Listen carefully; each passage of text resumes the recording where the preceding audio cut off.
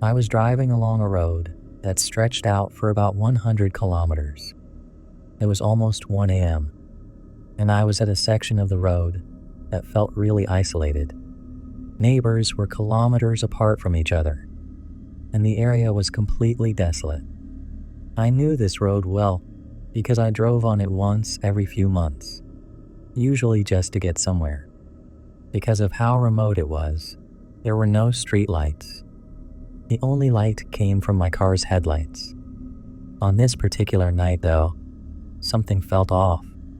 The road didn't seem familiar to me, even though it was just one long stretch with occasional turnoffs. It didn't make sense, but I kept driving towards the spot where I usually turn around. After a while, I came to a certain point in the road where there was one lone house. Their car was parked in the driveway, and I could see that someone was sitting in the passenger seat. It struck me as odd since it was so late at night, nearly morning. As I got closer, the car suddenly turned on, and they flashed their high beams at me. I didn't think much of it at first, and drove past them, but my curiosity got the best of me. I glanced in my rearview mirror to see what they were doing. That's when I noticed that they had pulled out of their driveway and were now following me. I started to feel uneasy. The road still looked unfamiliar, and now there was a car tailing me. About 5 minutes later, I checked my rearview mirror again, but this time the car was gone. I felt a little relieved, but still on edge. Then I looked to my left and noticed something that I had seen before, a rundown convenience store on the side of the road.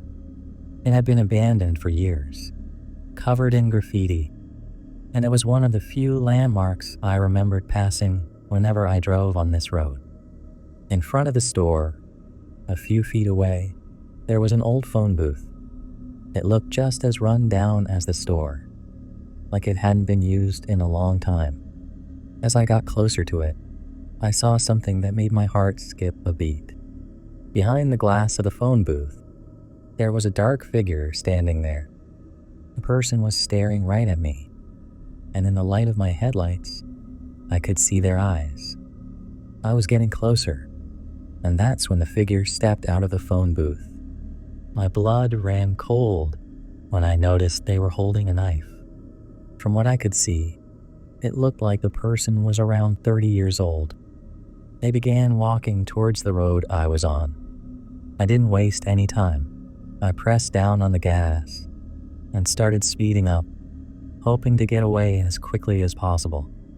Just then, a bright light came on behind me, and I saw the person with the knife take off towards the back of the store. I checked my rear view mirror, and there it was, the same car that had flashed its high beams at me earlier. It was about 100 meters behind me, following me again. My heart was pounding in my chest as I drove faster, trying to keep calm. The car continued to follow me for about another kilometer. Then, suddenly, it made a U-turn at a turn off-road and went back in the opposite direction. I didn't know what was going on or what had just happened, but I was relieved that the car was no longer behind me. Eventually, I reached my destination safely, but I couldn't shake the fear that had gripped me during the drive. This was, without a doubt, one of the scariest experiences of my life. Even though nothing happened in the end, the feeling of being watched, followed, and confronted by that dark figure stayed with me for a long time.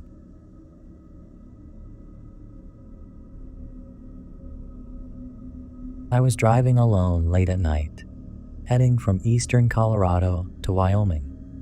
The road I was on was just a dirt road, and the darkness around me was something most people never experience. It felt like being in the middle of the ocean, with no cities or even small towns for hundreds of miles. It was just me, my car, and the empty road. Once I crossed into Wyoming, the dirt road turned into pavement.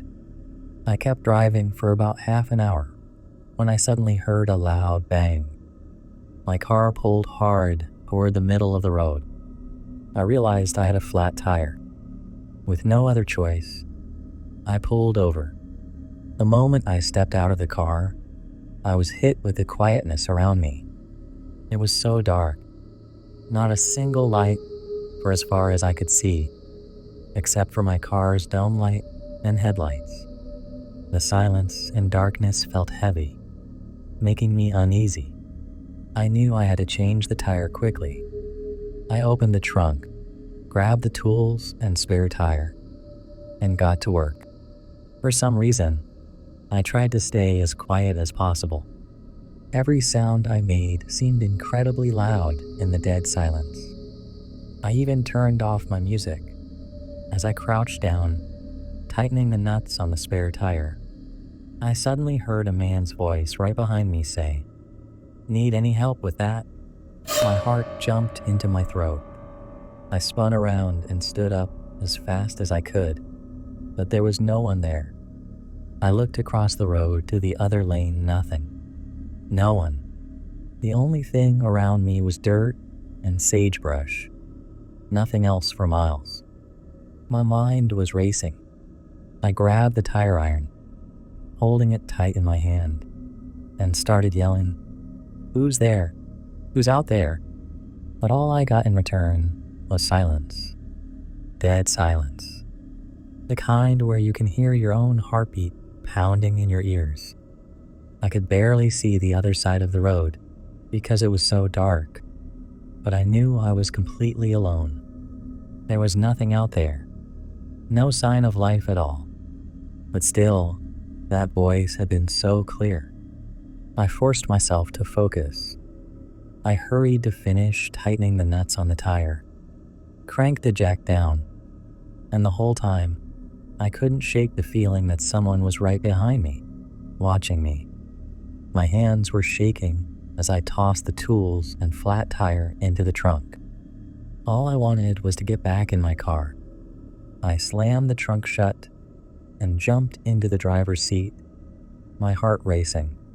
As I slammed the door, I half expected someone to try and stop me, but nothing happened. I hit the gas and sped down the road, driving as fast as I could. The whole drive home, I couldn't relax.